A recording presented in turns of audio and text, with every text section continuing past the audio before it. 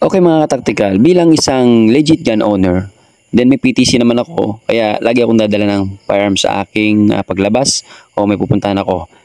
And pinaka-importante sa lahat, kapag lumalabas ako is may dala talaga akong extra magazine, fully loaded, katulad niyan, ay 15 yung capacity niya, talagang dinadala ko yan. Kasi mahirap yung wala tayong reserba. Okay, anong gusto kong ibahagi dito? Bilang isang gun owner, siyempre, need natin yung, maingatan natin yung ating mga gamit.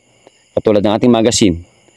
Need natin na ma-release siya, yung bigat ng spring niya kapag nagdadala tayo ng fully loaded. Pagdating sa bahay, ang ginagawa ko, nagre-release ako ng 2 to 3 bullet sa aking magazine para lang maiwasan yung pagkasira o pagkalusin ng ating spring. And nasa sa inyo naman yun kung yun ay magiging practices nyo. And sa akin lang naman is may share ko kung ano ba yung pwede nating magawa para naman maingatan